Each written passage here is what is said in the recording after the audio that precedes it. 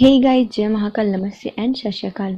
आशा करती हूँ कि आप सभी स्वस्थ होंगे और निरंतर अपने एग्ज़ाम के लिए तैयारी कर रहे होंगे। आज हम दृष्टि 2023 से कंप्लीट करने वाले हैं विज्ञान परिदृश्य, जो कि हमारे one day exam, SI, railway, constable, patwari सभी एग्ज़ाम के लिए ज़रूरी है। तो चलिए स्टार्ट करते हैं। और यदि आप हमारे चैनल पर नए हैं तो प्लीज़ गाइस पहले चैनल सब्सक्राइब कीजिए, वीडियो को लाइक कीजिए, कमेंट कीजिए और अपने प्यारे प्यारे फ्रेंड्स के साथ शेयर कीजिए। आज हम पढ़ेंगे आगतन खगोलीय गतिविधियाँ। पहले आता है इसरो RLV-LEX मिशन। 2 अप्रैल 2023 को इसरो द्वारा दोबारा उपयोग में लाए जा सकने वाले प्रक्षेपण यान का स्वतः landing mission reusable launch vehicle autonomous landing mission RLV-LEX सफलतापूर्वक संचालित किया गया। इसरो ने DRDO और भारतीय वायुसेना के सहयोग से aeronautical test range ATR aeronautical test range Chitradurga, Karnataka से इस मिशन का संचालन किया। यह विश्व में पहली बार हुआ जब एक पंखा वाले यंत्र को हेलीकॉप्टर द्वारा 4.5 किलोमीटर की ऊंचाई तक ले जाया गया और रनवे पर स्वतः लैंडिंग करने के लिए छोड़ दिया गया। RLV ने भारतीय वायुसेना के एक चिनूक हेलीकॉप्टर द्वारा 4.5 किलोमीटर ऊंचाई पर उड़ान भरी है। मध्य हवा में RLV को छोड़े जाने की क्रिया पूर्णतः स्वायत्त थी। RLV ने तब एकीकृत नेविगेशन मार्गदर्शन एवं नियंत्रित प्रणाली का उपयोग करके स्वायत्त लैंडिंग अभ्यास पूर्ण किया। RLV अनिवार्य रूप से एक अंतरिक्ष विमान है।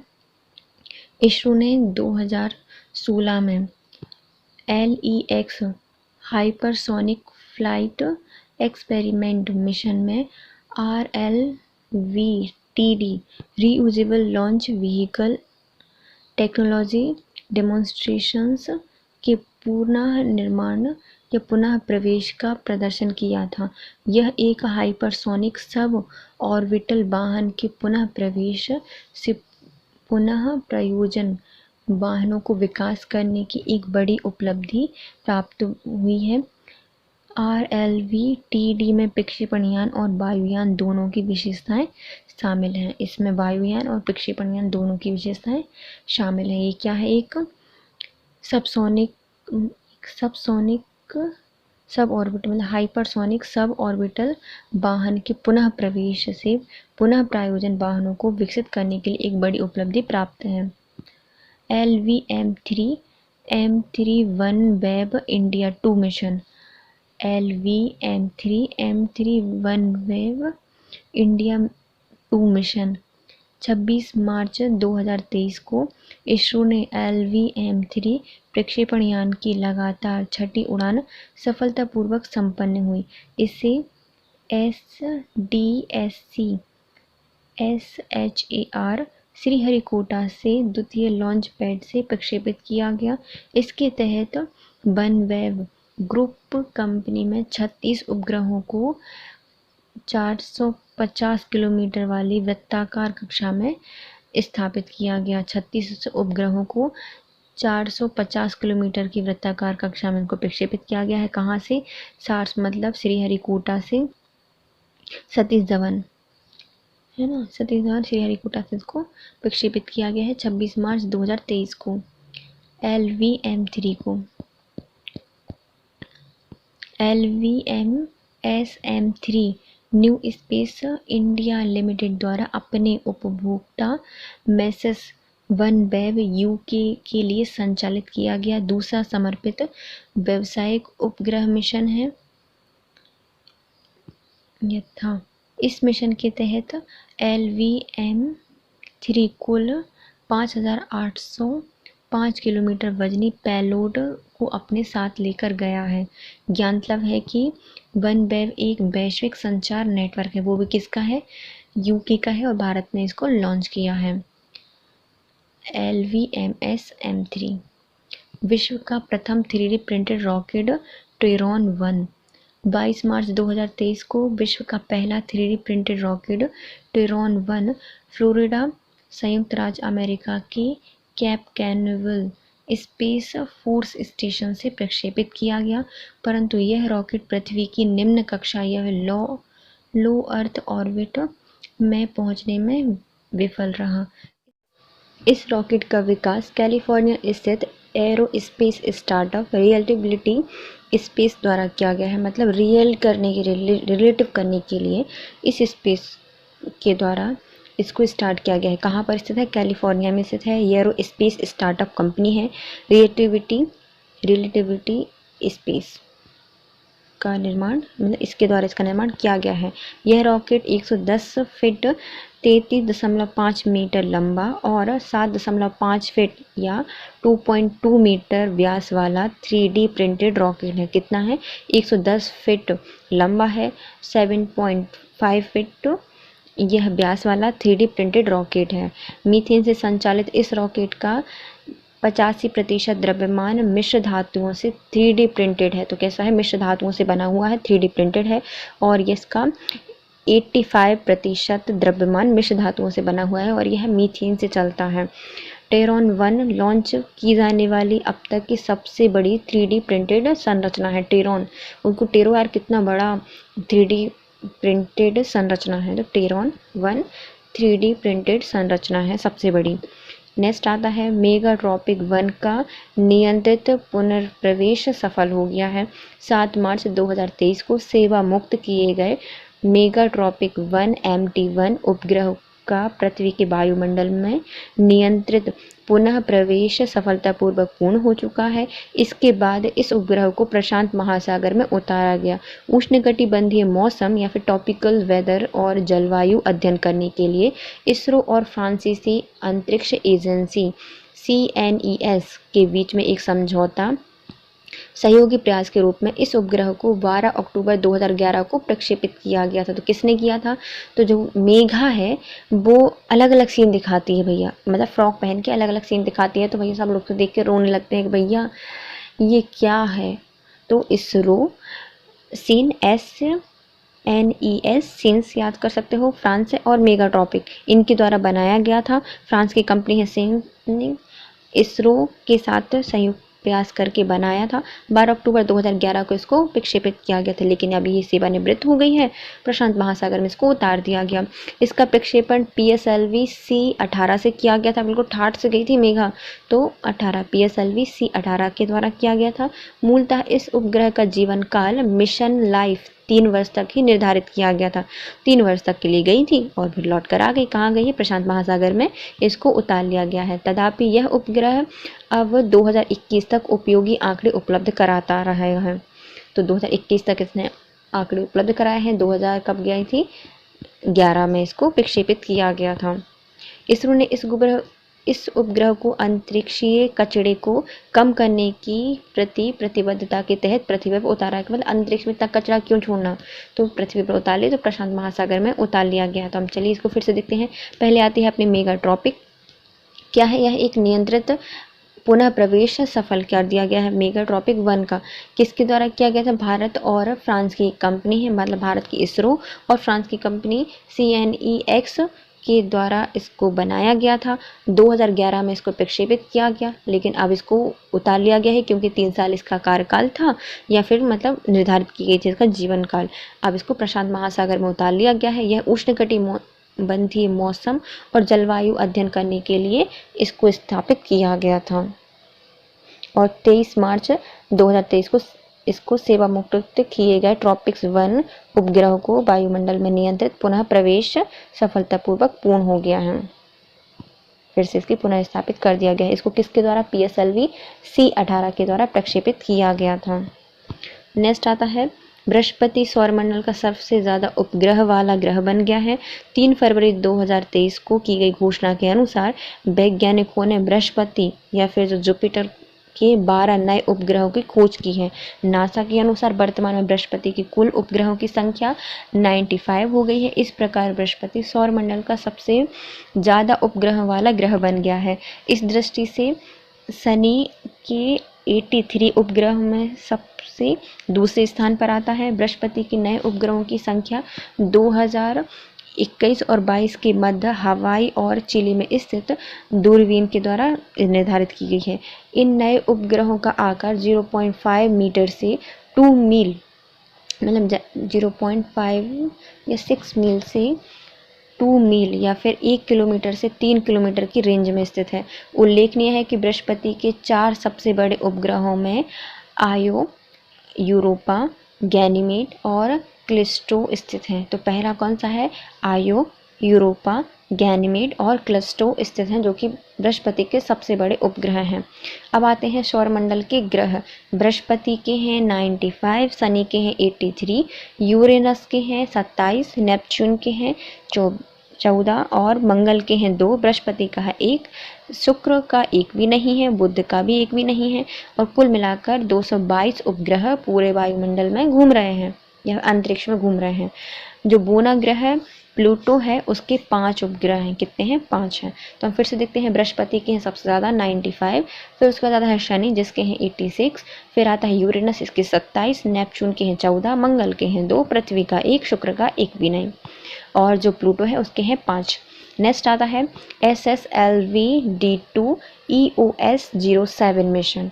तो SSLV D2 मिशन या फिर EOS 07 मिशन 10 फरवरी 2023 को SSLV की द्वितीय विकासात्मक उड़ान सेकेंड डेवलपमेंटल फ्लाइट संपन्न हुई है। इस मिशन को SSLV D2 या फिर EOS 7 मिशन के नाम से जाना जाता है। इस मिशन के तहत SSLV D2 को आंध्र प्रदेश के श्रीहरिकोटा स्थित सतीश धवन अंतरिक्ष केंद्र सार के प्रथम लॉन्च पैड से प्रक्षेपित किया गया। इस मिशन के तहत SSLV के माध्यम से 3 उपग्रहों को उनकी अभिष्ट कक्षाओं में प्रक्षेपित किया जाएगा। कितने उपग्रह प्रक्षेपित किए गए हैं? 3 प्रक्षेपित किए गए हैं। इसका नाम क्या है? SSLV D2 या फिर EOS 07। तो EOS 3 है, तो इसमें भी 3 उपग्रहों को ही प्रक्षेपित किया गया है। कहाँ से? सतीश धवन अंतरिक्ष केंद्र आंध्र प्रदेश से। ये 3 उपग्रह के नाम क्या है? तो EOS 07, जानुस 1 और आज़ादी सैट 2। तो EOS यस भी कर सकते हैं। EOS yes sir. जानुस जानते हो क्या? आज़ादी सेट को जानुस 1 और आज़ादी सेट 2। तो 3 उपग्रह इसमें स्टार्ट किए गए हैं। EOS 1 EOS 07 जानुस 1 और आज़ादी सेट 2 को इसमें लॉन्च किया गया है 3 उपग्रह को। EOS 7 क्या है? तो इसको डिज़ाइन और विकसित एक भू प्रक्षेपण अर्थ है, मतलब अर्थ ऑब्जर्विंग सैटेलाइट है, अर्थ को ऑब्जर्व करेगी अच्छे से। तो यस सर। ओ सर। तो एस सर। तो EOS क्या है? इसरो के द्वारा डिज़ाइन किया गया, विकसित किया गया एक प्रक्षेपण उपग्रह है जो कि अर्थ ऑब्जर्वेटिंग सैटेलाइट है। इस उपग्रह का वजन कितना है? 156.3 किलोमीटर है। कितना है? 156.3 किलोमीटर है। जानुस 1 एक प्रौद्योगिक प्रदर्शक है, मतलब टेक्नोलॉजिकल डिमॉन्स्ट्रेटर है और स्मार्ट उपग्रह मिशन है। क्या है? जानुस भैया स्मार्ट है और प्रौद्योगिक तकनीकी भी जानता है, तो तकनीकी प्रदर्शक स्मार्ट उपग्रह मिशन है जानुस 1। यह अमेरिकी कंपनी एटारिस का उपग्रह है। क्या है? जानुस का एंटीना भैया हो गया है खराब, तो एंटरिस स्मार्ट है, टेक्नोलॉजी जानता है, लेकिन एंटीना में कुछ नहीं है। एंटरिस कंपनी के द्वारा बनाया गया अमेरिका, क्योंकि अमेरिका में लगाया था इसने एंटर। तो जानुस का एंटीना अमेरिका में लगा है, टेक्नोलॉजी जानता है और क्या है? स्मार्ट उपग्रह है। जानुस 1 10.2 किलोग्राम वजनी उपग्रह है। जानुस 1 विश्व का प्रथम क्लाउड निर्मित प्रदर्शित उपग्रह है, मतलब क्या बनाता है? क्लाउड बनाता है। इसका जो एंटीना है वो क्लाउड निकालता है, इसलिए इसकी टेक्नोलॉजी स्मार्ट उपग्रह मिशन है। तो टेक्नोलॉजी स्मार्ट उपग्रह मिशन है। एंटरिस अमेरिका के द्वारा इसको बनाया गया है और ये पहली मिसाइल या फिर उपग्रह है जो कि क्लाउड निर्मित करती है। अब आता है नेक्स्ट आज़ादी सेट 2। चेन्नई में स्थित भारतीय aerospace startup space kids India द्वारा इसको विकसित किया गया है। तो आज़ादी किसको नहीं चाहिए, तो भैया सारी किड्स को चाहिए, जो इंडिया के स्पेशली किड्स हैं उनके लिए चाहिए। तो स्पेस किड्स इंडिया के द्वारा बनाया गया है आज़ादी सेट 2। चेन्नई में स्थित जो एरोस्पेस स्टार्टअप कंपनी है उसके द्वारा बनाया गया है। इस उपग्रह का वजन कितना है, 8.8 किलोग्राम है। यह विश्व का प्रथम उपग्रह या प्रथम अवसर था जब ग्रामीण पृष्ठभूमि से समृद्ध 750 छात्रों ने मिलकर इस उपग्रह का निर्माण में योगदान दिया है।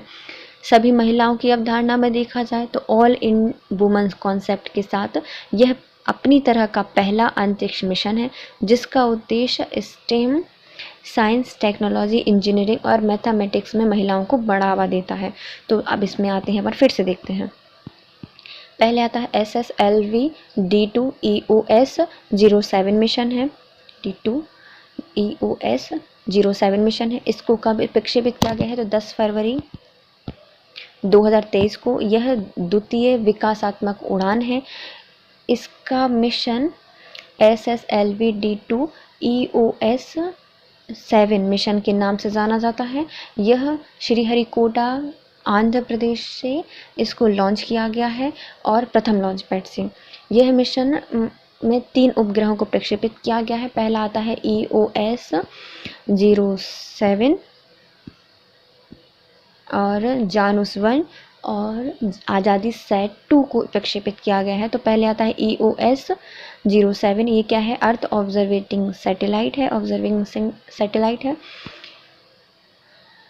जिसको इसरो ने बनाया है। रो के बनाया है, इतने अच्छे से ऑब्जर्व करता है ना कि देख के रोना आ जाता है। तो इसरो ने बनाया है इसको। तो ये क्या है, अर्थ ऑब्जर्वेटिंग सैटेलाइट है। फिर आता है जानुस। तो ये अमेरिका की एक कंपनी है एंटारिस, उसके द्वारा बनाया गया है। पहला है जो कि क्लाउड निर्मित उपग्रह है और यह एक प्रौद्योगिकी प्रदर्शित स्मार्ट उपग्रह मिशन है। नेक्स्ट आता है हमारा आज़ादी सेट 2। यह चेन्नई स्थित जो स्पेस किड्स इंडिया है उनके द्वारा इसको विकसित किया गया है। विश्व का प्रथम अवसर था जब 750 ग्रामीण क्षेत्र के बच्चों ने इसको बनाया है। वुमेन कॉन्सेप्ट में देखा जाए तो बहुत सारी महिलाओं ने इसमें योगदान दिया है और इसमें स्टेम मतलब science, technology, engineering and mathematics concept से इसको बनाया गया है और इसमें महिलाओं ने बहुत ज़्यादा योगदान दिया है। इसका कंप्लीट होता है। अब आता है अमीरात चंद्र मिशन 11 दिसंबर। अमीरात का चंद्र, रात का चंद्र देखो तो एक एक दिन में दिखता है, एक एक दिशाओं से दिखता है, हमेशा दिशा चेंज कर लेता है। तो 11 दिसंबर 2022 में लॉन्च किया गया है। किसका है, रात में आता है चंद्र। तो अमीरात चंद्र मिशन एक दिशा से आता है। 11 दिसंबर 2022 से को इसको लॉन्च किया गया है। कहाँ से, तो अमेरिका के फ्लोरिडा स्थित जो कैंप कैनवेरल है वहाँ स्पेस फोर्स स्टेशन से स्पेस एक्स के फाल्कन 9 रॉकेट द्वारा अमीरात चंद्र मिशन का सफलतापूर्वक प्रक्षेपण किया गया है। तो कहाँ से है, जो फ्लोरिडा स्थित camp Canaveral space force station है वहाँ से स्पेस एक्स, तो स्पेस में छोड़ा गया है चांद को, है ना। स्पेस एक्स के फाल्कन 9 रॉकेट द्वारा अमीरात चंद्र मिशन का सफलतापूर्वक प्रक्षेपण किया गया है। चांद की सतह पर लैंड करने के लिए लक्षित यह पहला अरब मिशन है। तो चांद पर भेजने के लिए या लैंड करने के लिए यह पहला अरब मिशन है जो कि इसके द्वारा भेजा गया है चांद में। यह मिशन के तहत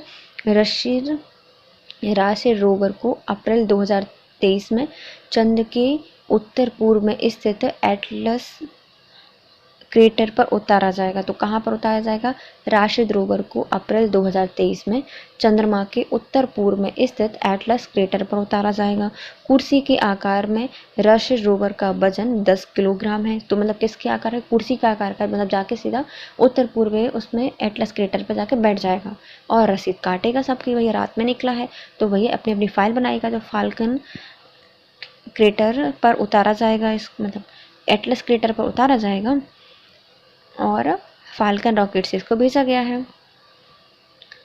रसीद काटेगा। राशिद रोवर को चंद्रमा पर भेजा गया है। यह कहाँ पर उतरेगा, तो एटलस क्रेटर पर उतरेगा जो कि उत्तर पूर्व में स्थित है। जिसका अभी तक भेजने गए किसी भी चंद्र अन्वेषण मिशन द्वारा अध्ययन या अन्वेषण नहीं किया गया। अभी तक किसी ने इसका अन्वेषण नहीं किया गया है, इसलिए राशिद काटी। राशिद रोवर जा रहा है। यह मिशन पूर्णतः 100% अमीराती इंजीनियरों के एक दल द्वारा यूएई में डिज़ाइन किया गया है। तो अमीरात के इंजीनियरों के द्वारा यूएई में निर्मित किया गया है, जो कि 100% कौन थे? अमीरात इंजीनियर थे। इस मिशन के द्वारा दुबई स्थित मोहम्मद बिन रशीद स्पेस सेंटर ने जापान की एक निजी कंपनी आई स्पेस इंक के साथ अनुबंध किया था। तो भैया वहाँ पे रशीद जाएगा तो एक पेन भी लेके गया होगा, उसमें इंक भी होगी। तो किसकी इंक है भैया? जापान की इंक भरवा के लाया है वो। तो कहाँ से भेजा है? दुबई स्थित जो मोहम्मद बिन रशीद स्पेस सेंटर है, उसने जापान के जो आई स्पेस इंक है उसके साथ समझौता किया था इसको भेजने के लिए। चलिए हम इसको फिर से देखते हैं। अमीरात चंद्र मिशन 11 दिसंबर 2022 को भेजा गया है। Cape Canaveral space force station America से भेजा गया है, फ्लोरिडा में स्थित है। फाल्कन 9 रॉकेट के द्वारा इसको फ्लाई कराया गया है। इसका लक्ष्य क्या है? यह चंद्र पर जाएगा और ऐसा करने वाला यह पहला अरब मिशन हो जाएगा। रशीद रोवर है जो कि कुर्सी के आकार का है और 10 किलोग्राम का है, और ये जाएगा कहाँ पर? एटलस क्रेटर पर जाएगा और वहाँ पर उसको देखेगा, उसकी खोज करेगा, अन्वेषण करेगा, उसका अध्ययन करेगा। और इसके लिए ये मतलब 100% अमीराती इंजीनियर के द्वारा बनाया गया है। इसके लिए जो दुबई की एक कंपनी है मोहम्मद बिन राशिद स्पेस सेंटर, उसने जापान की आई स्पेस इंक से समझौता किया था। मिशन डियर मून, तो डियर मून मिशन है दिसंबर 2022 में यूशाकू माएजावा ने पहले नागरिक चंद्र पर्यटन मिशन के लिए विश्व भर में 10 मशहूर हस्तियों के चयन की घोषणा की है।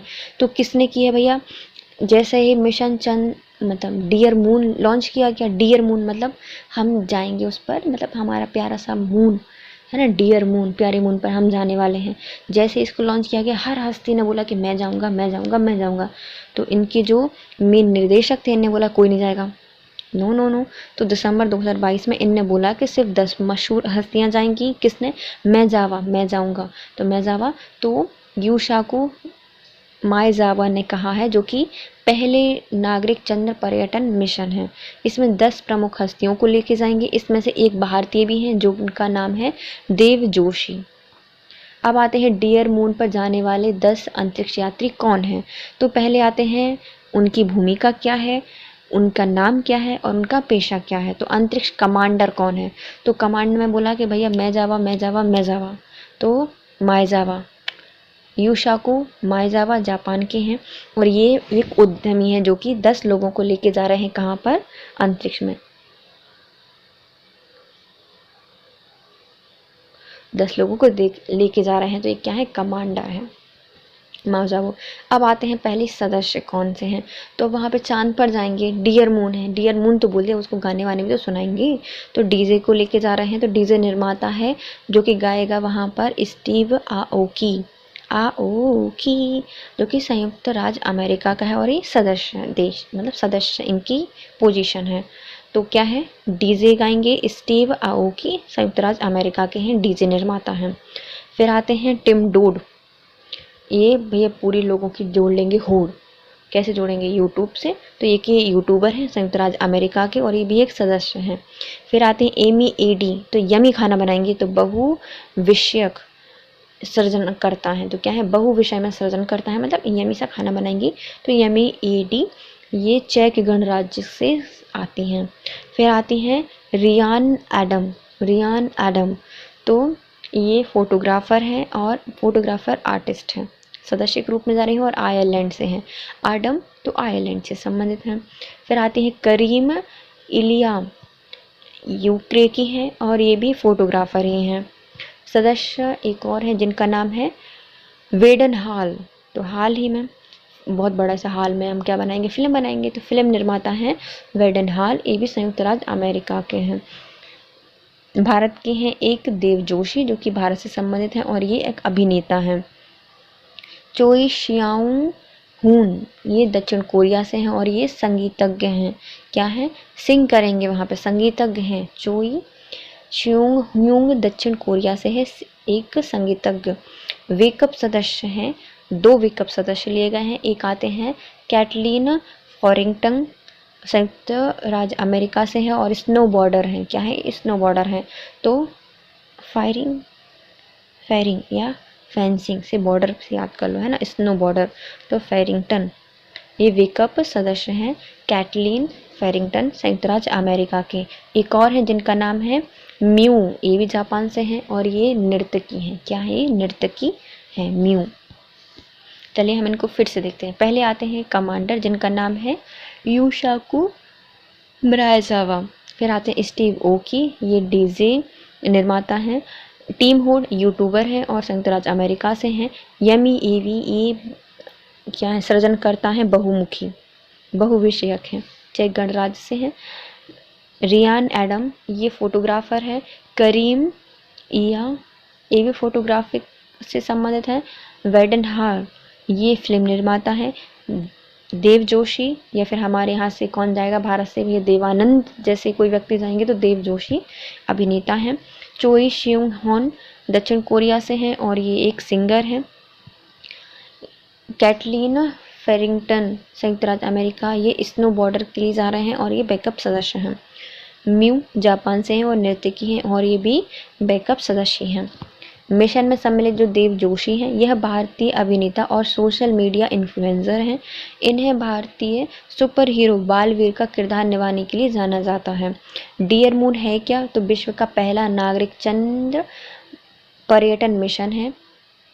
सिविलियन लूनार टूरिज्म मिशन है जिसकी कल्पना एवं वित्त पोषण कंपनी जापानी अरबपति यूशाकु मरायजावा ने किया है।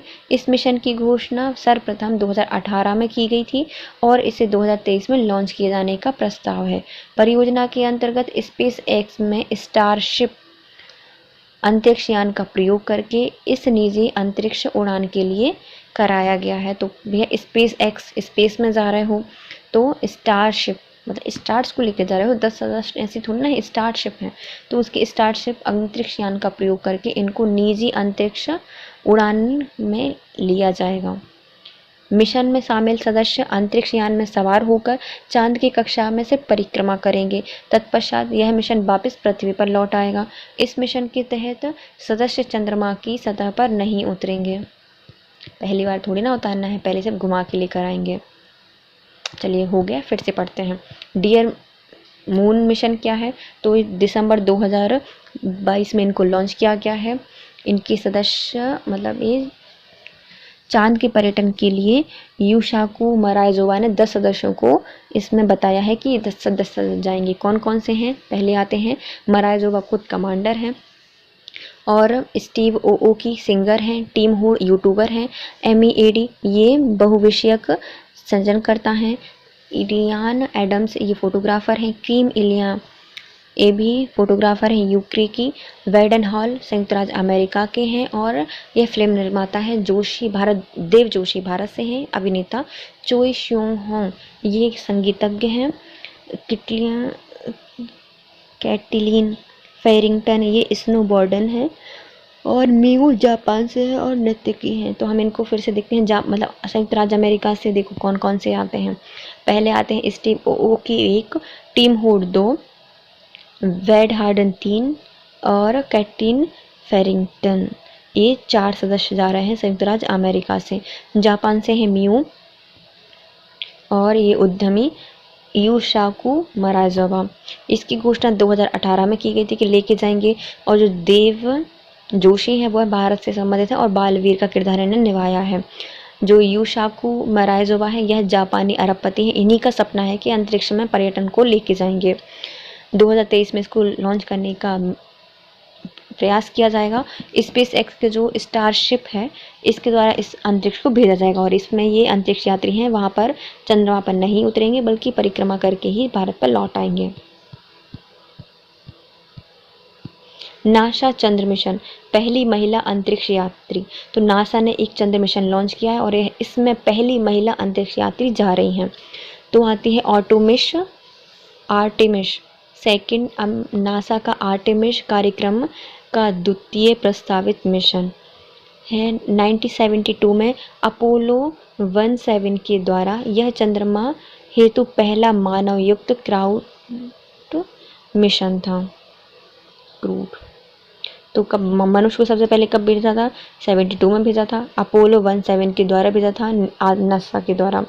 3 अप्रैल 2023 को नासा ने आर्टेमिस सेकंड चंद्र मिशन पर जाने वाले 4 यात्रियों के नाम बताए हैं। तो कब जाएंगे? 3 अप्रैल को जाएंगे, 2023 में जाएंगे। कितने व्यक्ति जाएंगे? 4 व्यक्ति जाएंगे। किस में जाएंगे? आर्टेमिस आर्टिफिशियल जैसा कोई मिशन होगा तो आर्टेमिस सेकंड से जाएंगे। 4 अंतरिक्ष यात्रियों के नाम कौन कौन से हैं? तो रीड वाइजमैन जाएंगे, विक्टर ग्लोवर जाएंगे, क्रिस्टीना हेमकोच जाएंगे और जैकरीन हैसन जाएंगे। कौन जाएंगी? Jeremy Hesson. तो इसमें कितने सदस्य हैं? 4 हैं। पहले आते हैं Reid Wiseman, Victor Glover, Christina Hammock Koch और जेरेमी हैसन। जो क्रिस्टलिना कोच हैं यह चंद्र मिशन पर जाने वाली पहली महिला अंतरिक्ष यात्री होंगी। उल्लेखनीय है कि जो क्रिस्टियाना कोच हैं यह अंतरिक्ष में किसी भी महिला द्वारा सबसे लंबी 228 दिन एकल अंतरिक्ष उड़ान का रिकॉर्ड दर्ज करेंगी और साथ ही यह पहली पूर्णतः महिला द्वारा स्पेस वॉक में भी शामिल थी। तो सबसे पहले आता है अपना अमेरिका का चंद्र मिशन है जिसमें अंतरिक्ष यात्रियों को भेजा जा रहा है। कितने जाएंगे? 4 व्यक्ति जाएंगे। इसका नाम क्या है? आर्टेमिस सेकंड रखा गया है। आर्टेमिस पहला कार्यक्रम का दूसरा ये है जो आर्टेमिस का जो सबसे पहले 72 में अपोलो 17 से भेजा गया था एक क्रू। अभी 3 अप्रैल 2023 को 4 व्यक्तियों को भेजा जाएगा। पहले आते हैं रीड विजमैन, फिर आते हैं विक्टर, तीसरे आते हैं हमारी क्रिस्टलिना हेमक कोच और जेरेमी हैसन। ये तीनों जा रहे हैं। जो क्रिस्टीना हेमक कोच हैं यह अंतरिक्ष में जाने वाली पहली अंतरिक्ष यात्री बन जाएंगी चांद पर और यह 328 दिन एकल अंतरिक्ष उड़ान करने का रिकॉर्ड उनके पास दर्ज है और यह पहली महिला होंगी जो कि स्पेस वॉक में भी शामिल थी। Christina Koch. सबसे बड़ा अरब अंतरिक्ष मिशन तो कहाँ का है? अरब का है सबसे बड़ा। अप्रैल 2022 में MBRSC ने सबसे लंबे अरब अंतरिक्ष यात्री मिशन लॉन्गेस्ट अरब एस्ट्रोनॉट मिशन की घोषणा कर दी है। इसमें ISS हेतु 6 माह लंबा यह मिशन 2 मार्च 2023 को लॉन्च किया जाएगा। कब किया जाएगा? 2023 को लॉन्च किया जाएगा 2 मार्च के दिन। ISS का है।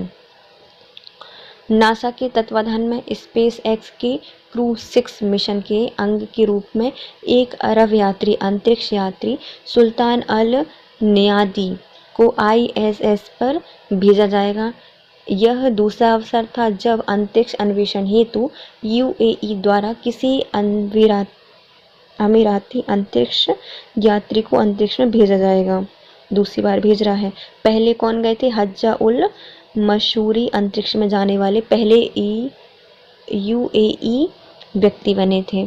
उल्लेखनीय है कि 2021 में UAE ने अंतरिक्ष यात्री कार्यक्रम के अंतर्गत पहली महिला अरब अंतरिक्ष यात्री के रूप में नोरा अलमतरूशी का चुनाव किया था।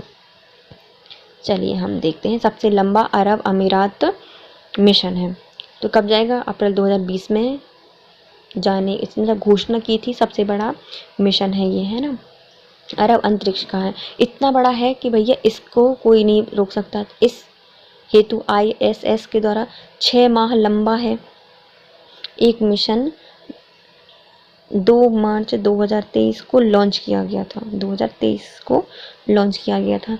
नासा के तत्वाधान में स्पेसल है तो स्पेस एक्स की क्रू 6 मिशन के अंतर्गत इसको भेजा गया है। इसमें जो यात्री जाएंगे उनका नाम है सुल्तान अल नियादी। क्या है? सुल्तान अल नियादी। यह दूसरे व्यक्ति हो जाएंगे जो कि अंतरिक्ष में जाने वाले अरबराती अंतरिक्ष यात्री होंगे। पहले कौन थे? तो 2000 कभी भेजा गया होगा पिछले साल हज़ा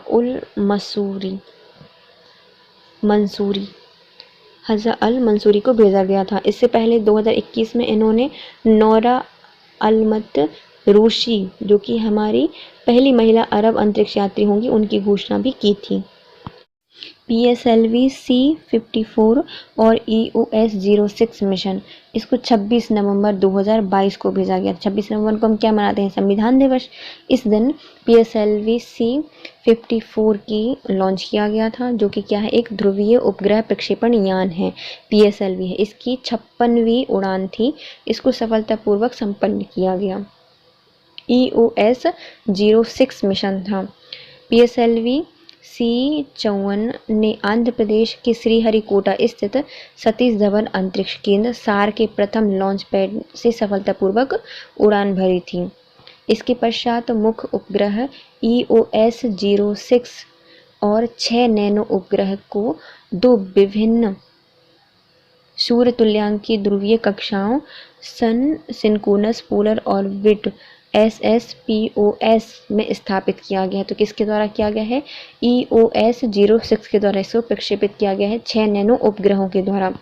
यह मिशन भारतीय अंतरिक्ष अनुसंधान संगठन इसरो द्वारा संचालित सबसे लंबी अवधि के मिशनों में से एक होगा। तो किसके है? इसरो का मिशन है, जो कि सबसे लंबी अवधि के मिशन में से एक होने वाला है।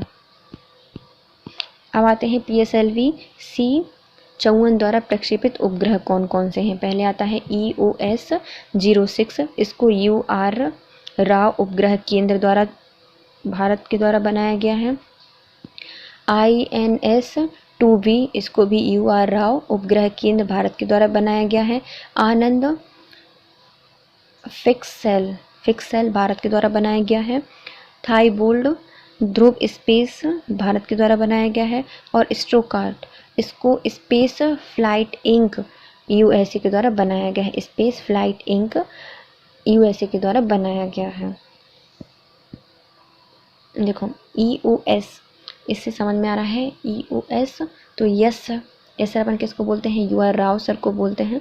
तो UR राव उपग्रह केंद्र ये भारत का है।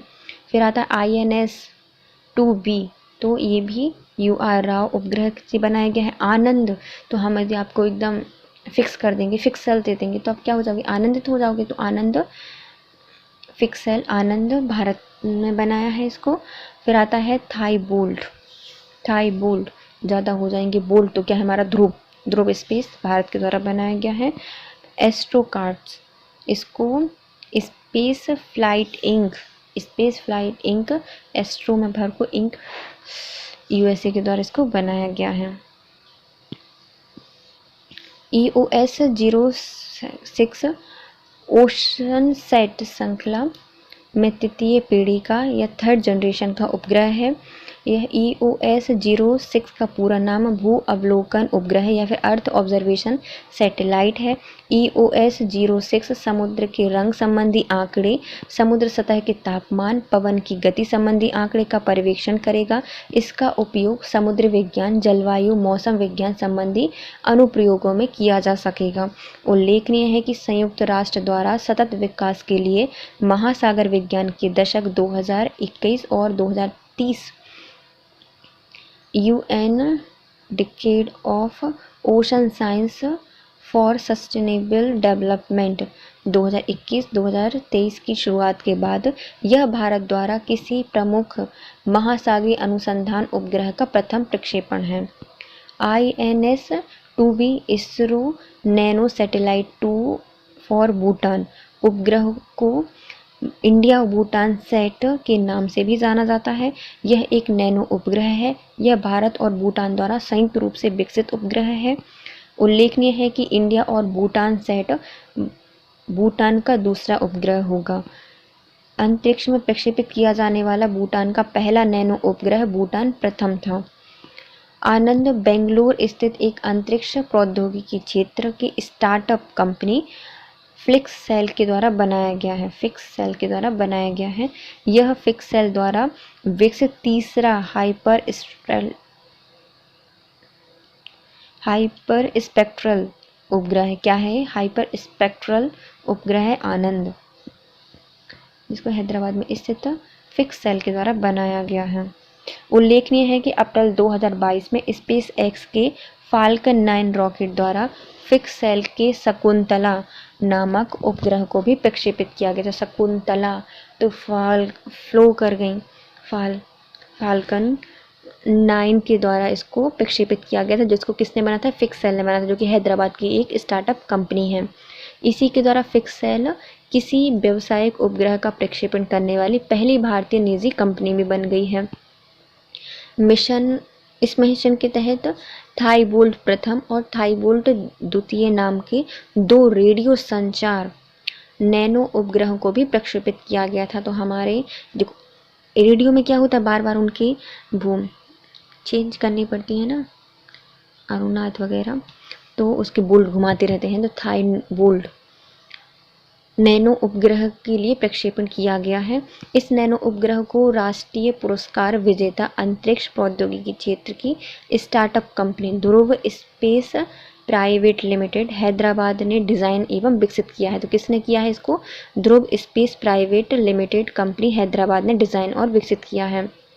Astrokart internet of thing IoT हेतु एक प्रौद्योगिकी प्रदर्शक उपग्रह है। तो यह क्या है? एस्ट्रोकार्ट, ये इंटरनेट ऑफ थिंग्स एस्ट्रा सोचती है, तो एस्ट्राकार्ट तो कास्ट के बारे में क्या सोचती है? अलग से इंटरनेट पर सोचती है, सोच डालती है। तो इंटरनेट ऑफ थिंग्स एस्ट्रोकार्ट्स हेतु एक प्रौद्योगिकी प्रदर्शक उपग्रह है। यह मिशन में 4 एस्ट्रोकार्ट उपग्रहों का प्रक्षेपण किया गया है। कितने? 4 एस्ट्रोकार्ट उपग्रह का प्रक्षेपण इसमें किया गया है। चलिए हम इनको देखते हैं फिर से। PSLV C-54 को लॉन्च किया गया है, जो कि EOS 06 मिशन है। इसमें ध्रुव या फिर PSLV की 56वीं उड़ान संपन्न हुई है। PSLV C-54 में आंध्र प्रदेश के श्रीहरिकोटा से सतीश धवन से इसको प्रक्षेपित किया गया था। इसमें 8 उपग्रह या फिर 8 नैनो उपग्रहों को सूर्य तुल्यांकी उपग्रह कक्षा में इसमें छोड़ा गया था। किसके द्वारा इसको बनाया गया है? तो इसरो की यह सबसे लंबी अवधि की मिशन में से एक साबित हुई है। तो इसमें मुख्यतः हमने 4 उपग्रह मतलब प्रक्षेपित उपग्रह बनाए थे। कितने थे? 4 थे। पहला था EOS, जिसको UR राव द्वारा भारत के द्वारा बनाया गया था। INS-2B, इसको भी UR राव के द्वारा बनाया गया था। फिर आती है आनंद, इसमें फिक्स सेल भारत के द्वारा बनाया गया था। थाईबोल्ट, इसको ध्रुव स्पेस के द्वारा बनाया गया है, ये भी भारत की है। और एस्ट्रोकार्ट, ये अमेरिका की कंपनी है। स्पेस फ्लाइट इंक अमेरिका के द्वारा इसको बनाया गया है। जो EOS 06 था, ये क्या है? ओशन सैटेलाइट है, जिसका पूरा नाम है भू अवलोकन उपग्रह 6। तो अर्थ ऑब्जर्वेशन सैटेलाइट है। यह समुद्र के रंग, उनका तापमान, गति, प्रक्षेपण आंकड़े, समुद्र का विज्ञान, मौसम अनुप्रयोग जितने भी हैं उनका अध्ययन करता है। यह महासागर विज्ञान के दशक में 2021 से 2030 तक की शुरुआत के बाद यह भारत द्वारा किसी प्रमुख महासागरीय अनुसंधान उपग्रह में से प्रथम प्रक्षेपण होगा। INS-2V क्या है? यह इसरो द्वारा nano satellite 2V for Bhutan. तो भूटान और भारत ने मिलकर इसको बनाया है, नैनो उपग्रह है और इसको संयुक्त रूप से विकसित किया गया है। यह भूटान का दूसरा है, क्योंकि भूटान का पहला था भूटान 1। आनंद, इसको बेंगलुरु में स्थित जो फिक्स सेल है, इसकी एक स्टार्टअप कंपनी के द्वारा बनाया गया है।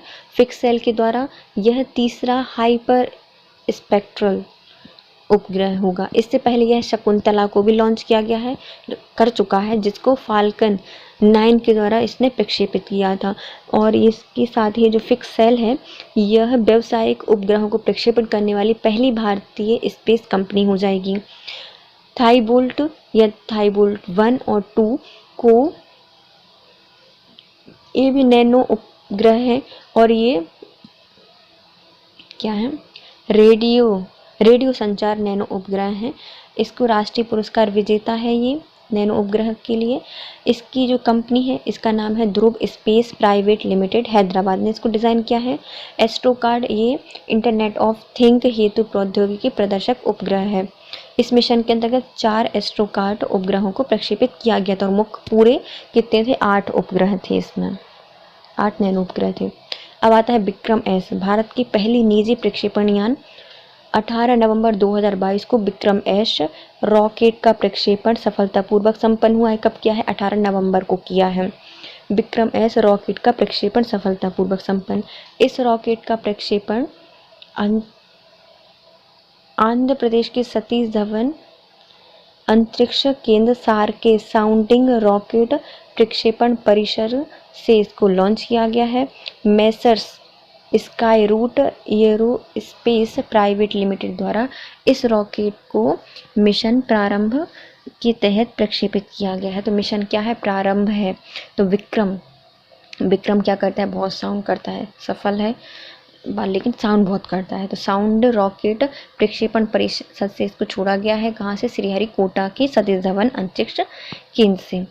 इस बहुत ज़्यादा पड़ता है, मीन्स पे ज़्यादा ध्यान देता है। तो messrs Skyroot Aerospace private limited company के द्वारा इस रॉकेट को प्रारंभ किया गया है, जिसका नाम रखा गया है मिशन प्रारंभ के तहत। तो किसके द्वारा बनाया गया है? मेसर्स स्काई रूट एरोस्पेस की एक प्राइवेट लिमिटेड कंपनी है, उसने बनाया है मिशन प्रारंभ के द्वारा। निजी क्षेत्रों के द्वारा डिज़ाइन किया गया और निर्मित किसी रॉकेट का यह भारत का पहला प्रक्षेपण हो गया। मतलब किसी भी निजी क्षेत्र में इसको डिज़ाइन किया गया और प्रक्षेपण भी उसी ने किया है, तो पहला प्रक्षेपण होगा। और यह मिशन अंतरिक्ष विभाग के अंतर्गत एक स्वायत्त nodal agency INSPACE Indian national space promotion and authorisation centre द्वारा इसको प्राधिकृत किया गया है।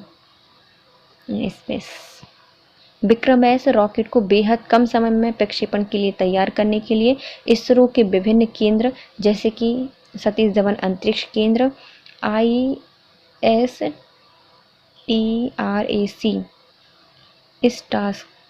ये ISRO telemetry tracking and command network, Vikram Sarabhai अंतरिक्ष केंद्र BSSC Skyroot team INSPACe का महत्वपूर्ण भूमिका रही है। तो इसमें मुख्यतः कितने हैं? 4 जो प्रक्षेपण हैं उन लोगों ने भूमिका निभाई है विक्रम एस के लिए। पहला आता है इसरो का सतीश धवन, दूसरा आता है स्टार्स जो कि इसरो की टेलीमेट्री ट्रैकिंग कमांड नेटवर्क है, विक्रम साराभाई अंतरिक्ष केंद्र और इन स्पेस SPACE इसकी महत्वपूर्ण भूमिका रही है स्काई रूट टीम की भी। विक्रम एक्स अपने साथ अंतरिक्ष में कुल 3 पेलोडों को लेकर गया था और इसमें से एक विदेशी ग्राहक का भी पेलोड था। विक्रम एस अपने साथ जिन 3 ग्राहकों के पेलोड को लेकर गया था उनका विवरण इस प्रकार है। स्पेस किड्स इंडिया चेन्नई के द्वारा है, N space tech India Andhra Pradesh का है और बाजूम क्यू ये आर्मेनिया का है। बाजूम क्यू आर्मेनिया का है। देखो स्पेस किस मतलब किड्स जा रहे हैं इंडिया से, तो हमारे किड्स इंडिया चलता है ना, किड्स इंडिया, तो ये किड्स इंडिया चेन्नई का है। भैया वहाँ पे भी चेन्नई लेने देंगे, इतने उदम करते हैं किड्स। तो किड्स इंडिया चेन्नई का है जो कि भारत का है। इन स्पेस टैक, तो इन स्पेस टैक इंडिया ये भी उस पर टेक डाउन करेंगे, आंध्र प्रदेश के द्वारा भेजा गया है। आंध्र के है बाजूम क्यों तो आर्मेनिया, अरेमनिया क्यों जा रही है जू में, तो बाजूम क्यों आर्मेनिया का है। इसमें 3 मुख्यतः पेलोड भेजे गए हैं। विक्रम एस द्वारा स्पेस किड्स इंडिया के फैनसैट नामक उपग्रह को प्रक्षेपित किया गया। मतलब जब जैसे ही स्पेस किड्स इंडिया जाएंगे तो क्या हो जाएंगे? फेमस हो जाएंगे, बहुत सारे फैन बन जाएंगे। तो फैनसैट के द्वारा इसको प्रक्षेपित किया गया। किसके द्वारा? फैनसैट के द्वारा। फिर आते हैं लगभग 2.5 किलोग्राम वजनी फनसेट है। यह America, Bharat, UAE, Malaysia, Singapore और इंडोनेशिया के 100 से ज़्यादा छात्रों द्वारा विकसित किया गया, इसलिए इसका नाम क्या है? स्पेस किड्स इंडिया है। चेन्नई में इसको बनाया गया है और यह America, Bharat, UAE, Malaysia, Singapore और इंडोनेशिया के 100 से ज़्यादा बच्चों ने इसको मिलकर बनाया है। स्पष्ट है कि फिनसैट एक छात्र उपग्रह सैटेलाइट है जिसके अंतर्गत विक्रम एस ने इन स्पेस टेक इंडिया के लक्ष्य सेट 2 नामक उपग्रह और Bazoum Q space research lab के क्यूसैट को भी प्रक्षेपित किया गया है। तो देखो, इन स्पेस टेक इंडिया, तो स्पेस पर टेक करने के लिए हमें लक्ष्य सेट करना पड़ेगा। तो इन स्पेस टेक इंडिया लक्ष्य सेट 2 के द्वारा इसको स्थापित किया जाएगा, प्रक्षेपित किया गया है। और जो बाजूम क्यू है यह आर्मेनिया का था, और ये जूम क्यू तो है, तो क्यूबे सेट के द्वारा इसे प्रक्षेपित किया गया है। अब विक्रम एस क्या है? तो विक्रम एक्स भारत का प्रथम निजी प्रमोचन यान है। क्या है? First ever private launch vehicle है विक्रम एस। इस रॉकेट का विकास अंतरिक्ष प्रौद्योगिकी क्षेत्र में एक गैर सरकारी संस्थान startup Skyroot space aerospace private limited Hyderabad ने बनाया है। तो ये क्या है भैया? गैर सरकारी संगठन है, उसके द्वारा इसको बनाया गया है विक्रम एस को। और ये क्या है? प्राइवेट लिमिटेड हैदराबाद की कंपनी है स्काईरूट, उसके द्वारा बनाया गया है विक्रम। एक एक क्रम में रूट बना दी, तो स्काईरूट स्पेस सेंटर के द्वारा इसको भेजा गया है। Vikram S VKS Vikram suborbital suborbital है, सॉरी, विक्रम सब ऑर्बिटल एकल चरणीय सिंगल स्टेज सोस्ट ठोस प्रणोदक या सॉलिड प्रोपेलेंट चलित एक उपकक्षीय या सब ऑर्बिटल रॉकेट होगा विक्रम एक्स। विक्रम एस विश्व के कुछ चुनिंदा पूर्ण कंपोजिट ऑल कंपोजिट प्रक्षेपण यानों में से एक है। इसके विकास में लगभग 2 वर्ष का समय लगा है। विक्रम रॉकेट श्रृंखला का नामकरण भारतीय अंतरिक्ष कार्यक्रम के जन्मदाता विक्रम साराभाई के नाम पर पड़ा है। विशेष रूप से मॉड्यूलर अंतरिक्ष प्रक्षेपण यान स्पेस लॉन्च व्हीकल की एक श्रृंखला है, जिसे लघु उपग्रह बाजार या स्मॉल सैटेलाइट मार्केट हेतु डिजाइन किया गया है। विक्रम एस की विशेषता क्या है? तो इसका द्रव्यमान है 545 किलोग्राम, लंबाई है 6 मीटर, व्यास है 0.375 मीटर। अधिकतम गति कितनी है? तो 5 मैक से ज़्यादा है, मतलब हाइपरसोनिक है। और पेलोड की क्षमता कितनी है? तो 83 किलोग्राम की है, जो कि 100 किलोमीटर की ऊंचाई पर प्रक्षेपित किया जाएगा। तो हम पढ़ते हैं पहले अपना विक्रम एस। पहला निजी प्रक्षेपण यान है। एक विक्रम एक्स को हमने क्या किया? पहला प्रक्षेपण निजी प्रक्षेपण यान है। किसके द्वारा इसको प्रक्षेपित किया गया है? श्रीहरिकोटा का जो साउंडिंग रॉकेट प्रक्षेपण परिषद है, उससे हमने इसको लॉन्च किया गया है।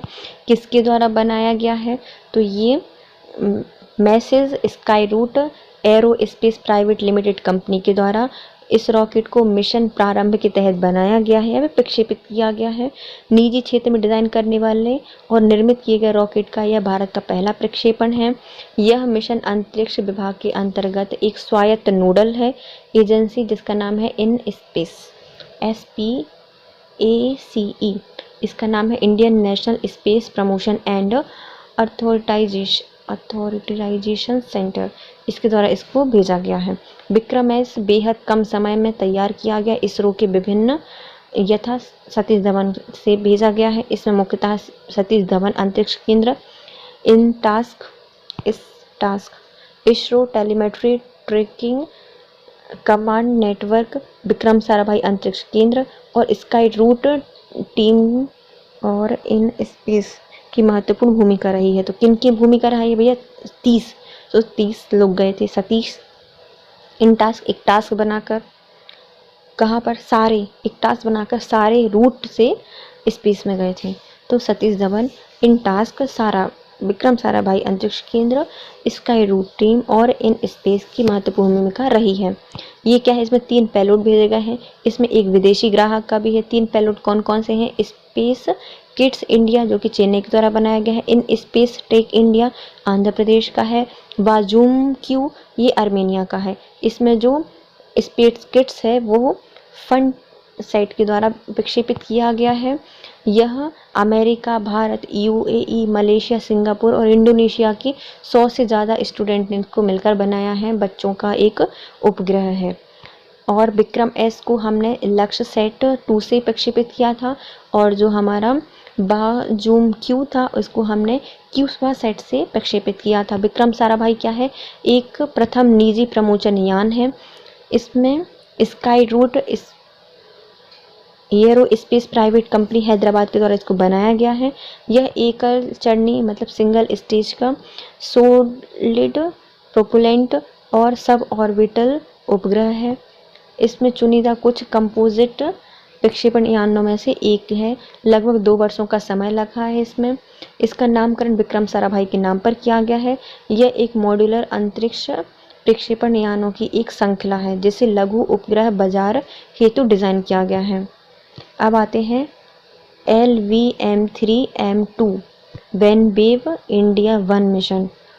LVM-3M2 OneWeb India 7 mission. GSLV mark 3 एक त्रिचरणीय 3 स्टेज प्रक्षेपण यान है। भारतीय अंतरिक्ष अनुसंधान संगठन इसरो ने GSLV MK3 geosynchronous satellite launch vehicle MK3 के नाम में परिवर्तन कर दिया है। अब GSLV MK3 को LVM-3 लॉन्च व्हीकल MK3 के नाम से जाना जाएगा। पहले इसको क्या कहते थे? Geosynchronous satellite launch vehicle MK3।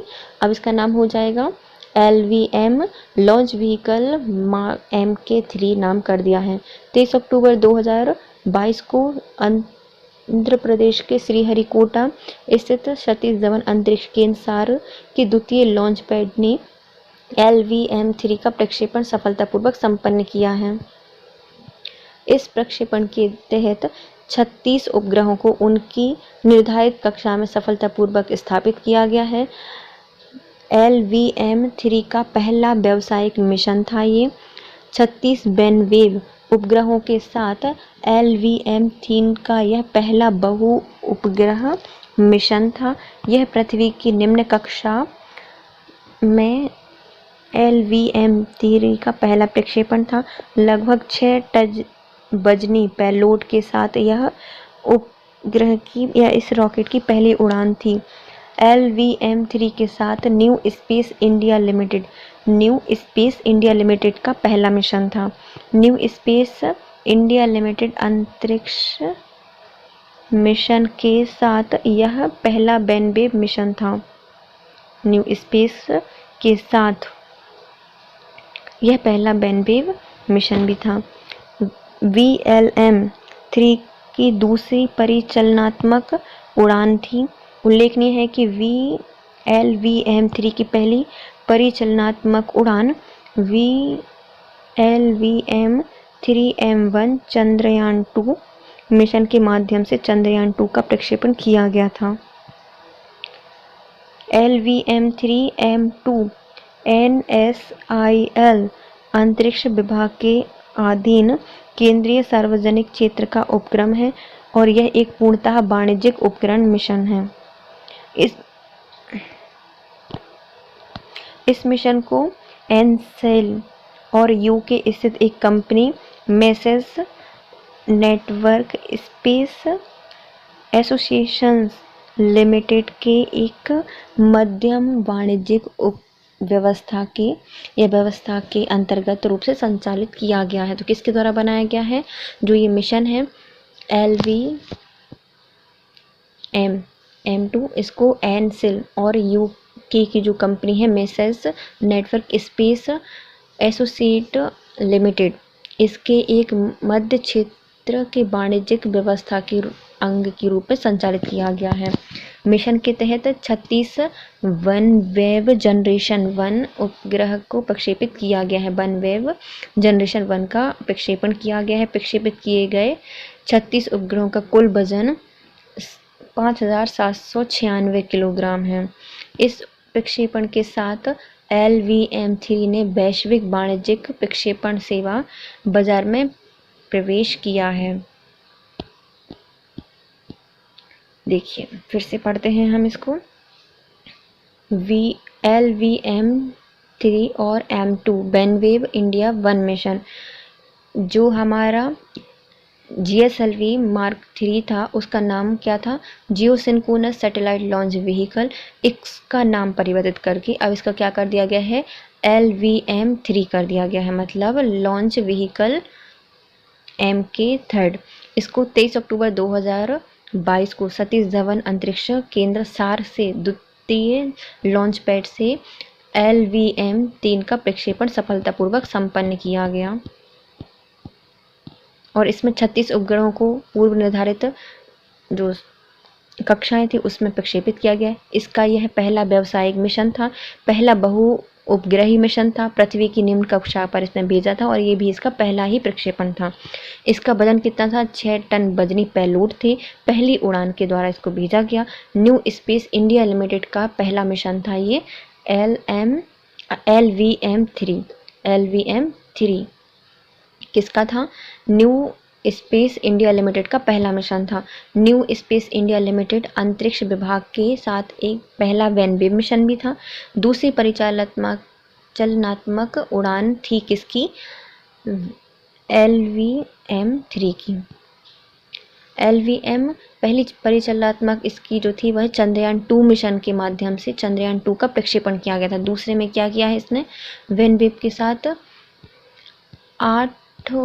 36 उपग्रहों को भेजा है। 36 उपग्रहों को भेजा है।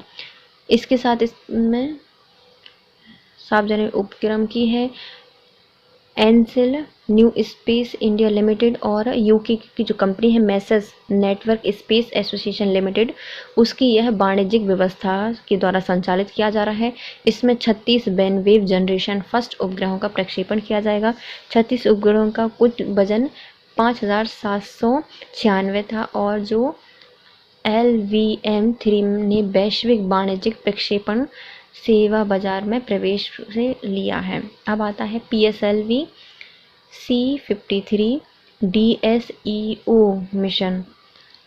30 जून 2022 को भारतीय अंतरिक्ष अनुसंधान संगठन इसरो द्वारा PSLV C-53 DSEO मिशन का प्रक्षेपण किया गया। इस मिशन को आंध्र प्रदेश के श्रीहरिकोटा स्थित सतीश धवन अंतरिक्ष केंद्र सार के द्वितीय लॉन्च पैड से प्रक्षेपित किया गया है। भारत सरकार के अंतरिक्ष विभाग के अधीन न्यू स्पेस इंडिया लिमिटेड का दूसरा पूर्णतः वाणिज्यिक मिशन था। उल्लेखनीय है कि फरवरी 2021 में प्रक्षेपित PSLV C-51 Amazonia first mission new space India limited द्वारा संचालित पहला पूर्णतः वाणिज्यिक मिशन था और ये कौन सा है? दूसरा है, जिसको किसके द्वारा भेजा गया है? PSLV C-53 DSEO के द्वारा इसे प्रक्षेपित किया गया था। दूसरा मिशन था। पहला कौन सा था? अमेजोनिया था, जिसको PSLV C-51 के द्वारा प्रक्षेपित किया गया था, पहला वाणिज्यिक। ये PSLV का 55वां और PSLV के कोर अलोन संस्करण का 15वां मिशन है। तो PSLV का 15वां और यदि इसका कोर अलोन का देखा था तो 15वां है, 55वां है PSLV का और 15 है कोर अलोन का। इस मिशन के अंतर्गत PSLV C-53 में सिंगापुर के 3 उपग्रहों को 570 किलोमीटर की ऊंचाई वाली वृत्ताकार कक्षा में प्रक्षेपित किया गया है। तो किसके हैं? सिंगापुर के हैं। कितने? 3। 53 C-53 है। C से सिंगापुर याद कर लो, 53 से 3 उपग्रह याद कर लो। कौन कौन से उपग्रह हैं? तो DSEO, न्यूसार और स्कूब। DSEO, न्यूसार और स्क्रूब इसके हैं मिशन। किसके हैं? सिंगापुर के हैं। डियर्स, न्यू स्क्रूब, स्क्रू लेकर आएंगे अपन, डियर न्यू स्क्रू लेकर आएंगे तो DS, न्यूसार और स्क्रूब किसके हैं? सिंगापुर के हैं 3 उपग्रह।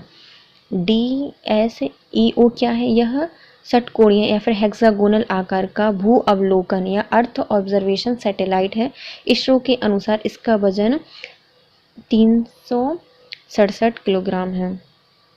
न्यूसार क्या है? यह synthetic aperture radar micro satellite है। Synthetic aperture radar micro satellite है, जिसको इसरो के अनुसार इसका वजन 155 किलोग्राम था। सिंगापुर का प्रथम स्थानीय रूप से विकसित सिंथेटिक अपर्चर रडार है सार। स्क्रूबा S क्या है? ननयांग प्रौद्योगिकी विश्वविद्यालय सिंगापुर के द्वारा इसको प्रौद्योगिकी प्रदर्शक उपग्रह है। इसरो के अनुसार इसका वजन 2.8 किलोग्राम था। इस मिशन में PSLV के चौथे चरण का उपयोग स्थिर कक्षीय प्लेटफॉर्म के रूप में किया गया है। यह प्रथम अवसर था जब PS4 चरण एक स्थिर प्लेटफॉर्म के रूप में पृथ्वी की परिक्रमा करेगा। कौन? PS4 चरण एक स्थिर प्लेटफॉर्म के रूप में पृथ्वी की परिक्रमा करेगा। इस मिशन के तहत इसरो ने उपग्रहों को स्थापित करने के बाद रॉकेट के चौथे चरण को सक्रिय रखकर उसकी प्रतियोगिता का प्रदर्शन किया। मिशन के तहत PSLV C-53 के चौथे चरण को सौर पैनलों और लिथियम आयरन बैटरी से लैस किया गया है ताकि यह उपग्रहों को कक्षा में स्थापित करने के बाद भी सक्रिय रखा जा सके। PSLV कक्षीय प्रौद्योगिकी module POEM, PSLV optical orbital experimental module, PSLV orbital experimental module नाम दिया गया है इसका। POEM के माध्यम से कुल 6 पेलोडों को अंतरिक्ष में भेजा गया है। इनमें से 2 पेलोड अंतरिक्ष क्षेत्र के भारतीय स्टार्टअप मेसर्स दिक्तारा तथा मेसर्स ध्रुव स्पेस के हैं। उल्लेखनीय है कि 6 पेलोड में से कितने? 2 भारत के हैं, जिसमें से स्टार्टअप कंपनी मेसर्स दिक्तारा और मेसर्स ध्रुव स्पेस के हैं। उल्लेखनीय है कि इसरो की PS4 को एक कक्षीय प्लेटफॉर्म के रूप में प्रयोग करने की क्षमता का प्रदर्शन सर्वप्रथम जनवरी 2019 में किया था। मतलब किसी भी एक कक्षा में एक प्लेटफॉर्म पर किसी को लॉन्च कर देना या फिर उसको प्रक्षेपित करने का जो प्रदर्शन है सबसे पहले कब किया था? इसरो के PS4 ने जनवरी 2019 में किया था। उस मिशन के अंतर्गत छात्रों द्वारा निर्मित उपग्रह कलामसैट V2 को PSLV के चौथे चरण का एक कक्षीय प्लेटफॉर्म के रूप में प्रयोग करने वाला प्रथम उपग्रह होने का गौरव प्राप्त हुआ था। उल्लेखनीय है कि PSLV एक 4 चरणीय उप रॉकेट है। अब आता है SAR। इससे पहले हम देख लेते हैं ये फिर से। PSLV क्या है? इसका एक मिशन है C-53 और DSEO के नाम से जाना जाता है। इसको सतीश धवन अंतरिक्ष केंद्र के द्वितीय लॉन्च पैड से प्रक्षेपित किया गया है। इस विभाग के अधीन new space India limited NSIL का दूसरा पूर्णतः वाणिज्यिक मिशन है। PSLV C-51 को फरवरी 2021 में Amazonia new space India limited द्वारा पूर्णतः वाणिज्यिक मिशन के द्वारा इसको लॉन्च किया गया था। किसको? एमेजोनिया 1 को। फिर आता है कौन सा? PSLV 55वां और PSLV के जो कोर अलोन का 15वां यह मिशन होगा। इसके अंतर्गत PSLV C-53 के सिंगापुर के 3 उपग्रहों को इसमें लॉन्च किया गया था। 3 कौन कौन से थे? एक DSEOS मतलब DSEO था और न्यूसार था और स्कूप था। DSEO को भू अवलोकन के लिए बनाया गया था और षटकोणीय था, हेक्सागोनल था। फिर आते हैं न्यूसार। इसको सिंथेटिक अपर्चर रडार माइक्रो उपग्रह था। सार यह सिंगापुर का प्रथम स्थानीय रूप से सिंथेटिक अपर्चर रडार है। फिर आता है स्कूब। इसको न्यायांग विश्वविद्यालय के द्वारा सिंगापुर में ही बनाया गया है और यह इसके में जो ये पूरा सिस्टम है PSLV की जो उड़ान थी PSLV C-53 इसके तहत क्या हुआ है? 4 चरणों में इसका प्रयोग किया गया था। 4 चरण का प्रयोग किया गया था और ऐसा इसने दूसरी बार किया है। पहली बार ये कलामसैट में कर चुका है। इसमें प्रथम चरण में PSLV के उस स्थित प्लेटफॉर्म के रूप में पृथ्वी की परिक्रमा करता है। इसके तहत इसरो ने उपग्रहों को स्थापित करने के लिए रॉकेट के चौथे चरण को सक्रिय रखा और उसकी प्रतियोगिता का प्रदर्शन किया। इसमें लिथियम बैटरी और आयरन बैटरी भी लगाई गई है क्योंकि जब ये परिक्रमा करेंगे तब भी यह सक्रिय रहे। PSLV कक्षीय प्रायोगिक module POEM, PSLV orbital experimental module नाम दिया गया है इस मिशन का। PSLV को क्या नाम दिया गया है? POEM, PSLV orbital experimental module. इसमें 6 पेलोड को अंतरिक्ष में भेजा गया था। 2 पेलोड को भारत के द्वारा बनाया गया है जिसमें मेसर्स दिक्तारा और मेसर्स ध्रुव स्पेस थे। इसमें PS4 को एक कक्षीय प्लेटफॉर्म के रूप में प्रयोग करने की क्षमता का प्रदर्शन करके सर्वप्रथम 2019 में भेजा था। किसको भेजा था? कलाम सैट को भेजा था PSLV की चौथे चरण के कक्षीय प्लेटफॉर्म के रूप में। इसका PSLV का एक चौथा चरणीय रॉकेट है। PSLV क्या है? एक चौथे चरण का रॉकेट है। नेक्स्ट आता है स्पार्क, भारत का पहला अंतरिक्ष विषयक वर्चुअल संग्रहालय। क्या है स्पार्क? स्पार्क का मतलब होता है, मतलब किसी में चिंगारी टाइप की उत्पन्न कर देना, स्पार्किंग हो रही है ना, चिंगारी निकल रही, स्पार्क क्या है? तो वर्चुअल संग्रहालय है किसका? अंतरिक्ष के विषय का। 10 अगस्त 2022 को भारतीय अंतरिक्ष अनुसंधान संगठन इसरो ने भारत के प्रथम अंतरिक्ष विषयक वर्चुअल संग्रहालय India first space themed virtual museum को लॉन्च किया है। इसे स्पार्क नाम दिया गया है। इस प्लेटफॉर्म पर इसरो के प्रमोचक रॉकेट, उपग्रह और वैज्ञानिक मिशनों से संबंधित दस्तावेज, चित्र आदि वीडियो मौजूद होंगे। तो ये क्या है? तो ये स्पार्क। अब क्वेश्चन आ जाए स्पार्क क्या है, तो हम क्या लिखेंगे? चिंगारी? नहीं, यह प्रथम अंतरिक्ष विषयक वर्चुअल संग्रहालय है। कब बनाया गया था? 10 अगस्त 2022 को बनाया गया था। किसने बनाया है? तो इसरो, भारतीय अंतरिक्ष अनुसंधान संगठन के द्वारा बनाया गया है। भारत का पहला अंतरिक्ष विषयक वर्चुअल संग्रहालय है। इसका नाम स्पार्क रखा गया है। इसमें रॉकेट, उपग्रह, मिशन दस्तावेज, उनके संबंधित दस्तावेज, चित्र, वीडियो मौजूद हैं। GSAT 24 इसका सफलतापूर्वक प्रक्षेपण किया गया है। 23 जून 2022 को एरियन स्पेस द्वारा संचालित एरियन 5 रॉकेट मिशन VA257 का प्रक्षेपण कोरू, फ्रेंच गुआना, दक्षिण अमेरिका से सफलतापूर्वक संपन्न किया गया है। इस मिशन के तहत 2 दूरसंचार उपग्रह GSAT 24 और MEASAT 3D को भू स्थितिज कक्षा या फिर जियोसिन को स्टेशनरी ऑर्बिट में स्थापित किया गया है। दोनों को ही जियो स्टेशनरी ऑर्बिट में स्थापित किया गया है। किसको? GSAT 24 को और MEASAT 3D को। GSAT 24 भारतीय अंतरिक्ष अनुसंधान संगठन इसरो द्वारा निर्मित उपग्रह है तथा यह new space India limited NSIL द्वारा स्वामित्व संचालित एक वित्त पोषित भी है। यह उपग्रह द्वारा अपने 28 Q ब्रांड ट्रांसपोर्टरों को लेकर बनाया गया है। किसके द्वारा बनाया गया है? 24 क्रू ब्रांड ट्रांसपोर्टरों के द्वारा इसको बनाया गया है। यह उपग्रह का वजन 4181.3 किलोग्राम है। मिशन जीवन काल इसका 15 वर्ष है। इस उपग्रह का व्यावसायिक उपभोक्ता मैक्सिस टाटा प्ले है। कौन है इसका उपभोक्ता? कमर्शियल यूज़र कौन करेगा? तो मैक्सिस टाटा प्ले इसको प्ले करेगा 24 घंटे टाटा करके, तो टाटा प्ले। यह उपकरण देश का DTH डायरेक्ट टू होम संचार आवश्यकताओं की पूर्ति करेगा। GSAT 24 उच्च गुणवत्ता का टेलीविज़न, दूरसंचार और प्रसारण सेवाएं प्रदान करता है। उल्लेखनीय है कि GSAT 24 अंतरिक्ष क्षेत्र सुविधा के पश्चात NSIL का प्रथम मांग प्रेरित उपग्रह मिशन है। Demand divine satellite mission.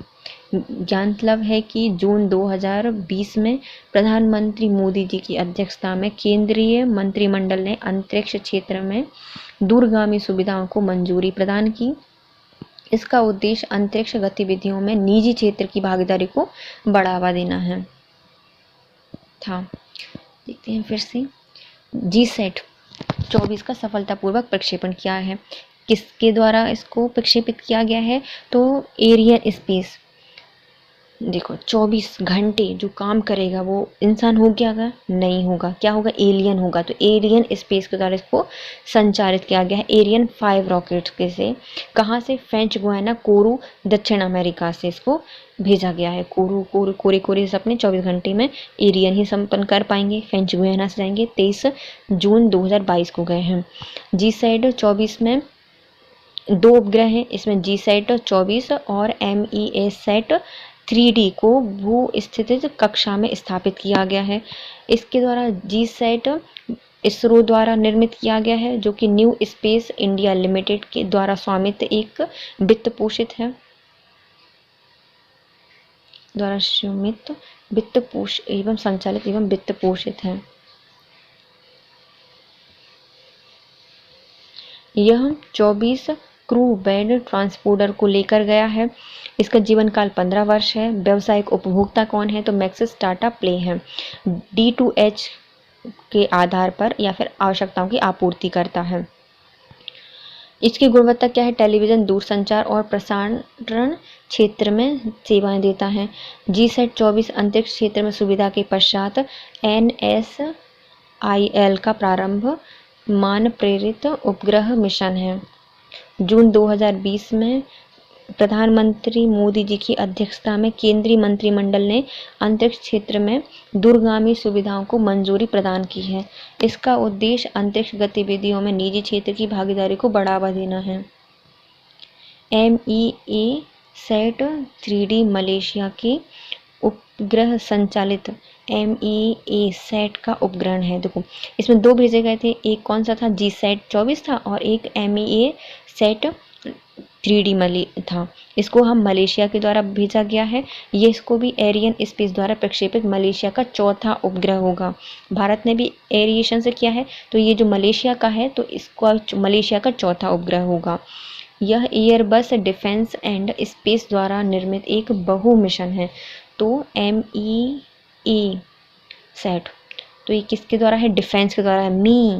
Defence करेगा तुमको, MEASat हम सब सेट कर देगा और तुम्हें डिफेंस भी करेगा। तो एयरबस डिफेंस एंड स्पेस द्वारा निर्मित किया गया है। कहाँ का है? मलेशिया का चौथा उपग्रह है। ये 2 भेजे थे, एक अपन का था जीसैट जिसको इसरो को द्वारा बनाया गया था, न्यूसेल। इसमें 24 क्रू थे, 15 वर्ष कार्यकाल था, DTH पर काम करता था और टेलीविज़न दूरसंचार से संबंधित है। यह प्रथम मांग प्रेरित उपग्रह मिशन है। मोदी जी की अध्यक्षता में इसको 2022 में लॉन्च करने के लिए मंजूरी प्रदान की गई थी। और फिर आता है MEASat, यह मलेशिया का उपग्रह है जिसको एरिएशन स्पेस के द्वारा भेजा गया चौथा उपग्रह होगा और इसको एयरबस डिफेंस एंड स्पेस के द्वारा निर्मित किया गया है। SSLV की प्रथम उड़ान 7 अगस्त 2022 को SSLV के प्रथम विकासात्मक उड़ान संपन्न हुई है। इसको आंध्र प्रदेश के श्रीहरिकोटा सतीश धवन अंतरिक्ष केंद्र सार्स के प्रथम लॉन्च पैड से प्रक्षेपित किया गया है। इसमें 2 उपग्रह थे, पहला था EOS-02 और आज़ादी सेट। तो जो EOS-02 था, इस मिशन के तहत 2 उपग्रहों को भू मध्य रेखा जो इक्वेटर है उससे लगभग 356 किलोमीटर की ऊंचाई पर स्थित वक्राकार निम्न भू कक्षा में या फिर लो अर्थ ऑर्बिट में स्थापित किया जाएगा। हालांकि यह मिशन दोनों उपग्रहों को उनकी निर्धारित कक्षा में स्थापित करने में असफल रहा था। SSLV-D1 ने उपग्रहों को वक्राकार कक्षा की बजाय दीर्घवृत्ताकार, जो वृत्ताकार थी मतलब सर्कुलर लो अर्थ ऑर्बिट थी, उसकी जगह पर इसने इलिप्टिकल, जो इलिप्टिकल ऑर्बिट है उसमें स्थापित कर दिया। इस प्रकार से ये दोनों ही उपग्रह काम में नहीं लाए जा सकते और नहीं लाए जा रहे हैं। EOS-2 क्या है? तो इसको डिज़ाइन किया है भू प्रक्षेपण के लिए, मतलब अर्थ ऑब्जर्वेशन सैटेलाइट है। यह उच्च स्थानीय विभेदन क्षमता, हाई स्पेक्ट्रल रिजोल्यूशन से लैस एक प्रायोगिक ऑप्टिकल सुदूर संवेदन उपग्रह है। क्या है? ऑप्टिकल रिमोट सेंसिंग सैटेलाइट है, ऑप्टिकल सुदूर संवेदन उपग्रह है। माइक्रोसैट श्रृंखला का यह उपग्रह उच्च स्तरीय विभेदन के साथ अवरक्त वर्ण या फिर इंफ्रारेड बैंड में उन्नत प्रकाशीय सुदूर संवेदन प्रचालन प्रारंभ करने के लिए डिज़ाइन किया गया है। EOS-02 का वजन 145 किलोग्राम है। आज़ादी सेट क्या है? तो इसको 8U क्यूसैट है जिसका भार 8 किलोग्राम है। भारत का स्वतंत्रता के अमृत महोत्सव के अवसर पर स्पेस किड्स इंडिया नामक स्टार्टअप ने इस नैनो उपग्रह के निर्माण की पहल की थी। इसके अंतर्गत 75 अलग अलग नीत भार शामिल किए गए हैं, जिसमें प्रत्येक का भार लगभग 50 किलोग्राम है और यह फेमेटो परीक्षण संचालित करने के लिए लक्षित किया गया है। किसके लिए? फेमेटो परीक्षण संचालित करने के लिए इसको लक्षित किया गया था। किसको? आज़ादी सेट को। अब आता है SSLV है क्या? तो SSLV इसरो का एक नया प्रक्षेपण यान है। उभरते हुए वैश्विक लघु उपग्रह प्रमोशन सेवा बाजार की आवश्यकता को ध्यान में रखते हुए, मतलब बड़े बड़े उपग्रह तो छोड़ दिए, लेकिन जो वैश्विक लघु उपग्रह हैं उनको प्रमोशन करने के लिए बाजार में इसको लॉन्च किया गया था। इसरो ने SSLV का विकास किया। इसका पूरा नाम क्या है? लघु उपग्रह प्रमोशन वाहन, small satellite launch vehicle, small satellite launch vehicle. SSLV की ऊंचाई 35 मीटर और व्यास 2 मीटर है। उत्क्षेपण द्रव्यमान कितना है? 120 टन है। उत्क्षेपण यह 10 से 500 किलोग्राम भार तक के छोटे, सूक्ष्म और नैनो उपग्रहों, मिनी, माइक्रो और नैनो सैटेलाइट को 500 किलोग्राम की ग्रही कक्षा या फिर जो प्लेनर ऑर्बिट है उसमें प्रमोजित करने में सक्षम है। SSLV एक त्रिचरणीय या फिर 3 स्टेज रॉकेट है जिसके सभी चरण ठोस प्रणोदक युक्त या फिर सॉलिड प्रपोल्शंस स्टेज से चलते हैं। SSLV को मांग आधारित प्रमोशन, लॉन्च ऑन डिमांड आधार पर प्रमोशन सुविधा उपलब्ध कराने के लिए भी विकसित किया गया था। तो हम जानते हैं SSLV को कब लॉन्च किया गया था। इसने जो पहली उड़ान भरी थी वो 7 अगस्त 2022 को विकासात्मक उड़ान भरी थी। लेकिन कहाँ से? सतीश धवन अंतरिक्ष केंद्र से। इसने 2 उपग्रह छोड़ने थे, एक था EOS-2 और आज़ादी सेट। तो EOS इन दोनों को ही किसमें, जो इक्वेटर है उससे 356 किलोमीटर दूर वृत्ताकार न्यून भूकक्षा में प्रक्षेपित करना था। हालांकि इन दोनों को नहीं कर पाया, इसको ने दीर्घ वृत्ताकार कक्षा में इसको प्रक्षेपित कर दिया और अब ये काम में नहीं लिए जा सकते। EOS-2 क्या है? इसको डिज़ाइन किया गया है भू प्रक्षेपण या फिर अर्थ ऑब्जर्वेशन के लिए। उच्च स्थानीय विभेदन क्षमता होती है। ऑप्टिकल सुदूर संवेदन उपग्रह है। माइक्रोसैट श्रृंखला का यह उपग्रह उच्च स्थानीय विभेदन के साथ अवरक्त बैंड के उन्नत प्रकाशीय सुदूर संवेदन प्रचालन उपलब्ध कराने के लिए डिज़ाइन किया गया है। EOS-2 का वजन कितना है? 145 किलोग्राम है। आज़ादी सेट क्या है? तो 8U क्यूब सेट है जिसका भार 8 किलोग्राम है। भारत की स्वतंत्रता के अमृत महोत्सव में स्पेस किड्स इंडिया के द्वारा इसको बनाया गया था। आज़ादी सेट को 75 अलग अलग नीति भार शामिल किए गए हैं। प्रत्येक का भार 50 किलोग्राम है और इसको फेमेटो परीक्षण संचालित करने के लिए प्रक्षेपित किया गया था। SSLV है क्या? तो ये है स्मॉल सैटेलाइट लॉन्च व्हीकल है। किसके द्वारा? इसरो के द्वारा बनाया गया है। इसकी हाइट है 25 मीटर, व्यास है 2 मीटर और द्रव्यमान 120 टन ले जा सकता है। 10 से 500 किलोमीटर के भार के छोटे न्यूनतम नैनो उपग्रहों को 500 किलोमीटर की ग्रही कक्षा में प्रमोजित कर सकता है। 3 स्टेज का है और सॉलिड इसमें प्रणोदक उपयोग किए जाते हैं। यह लॉन्च ऑन डिमांड पर आधारित एक प्रमोशन सुविधा उपलब्ध कराता है। इसके साथ हमारा ये जो पूरा अंतरिक्ष से संबंधित सब्जेक्ट था, विषय था, ये कंप्लीट होता है। यदि गाइस आपको वीडियो थोड़ा सा भी यूज़फुल लगा है तो प्लीज़ पहले वीडियो को लाइक कीजिए, कमेंट कीजिए, शेयर कीजिए और चैनल को सब्सक्राइब कीजिए। Thank you so much guys, have a nice day.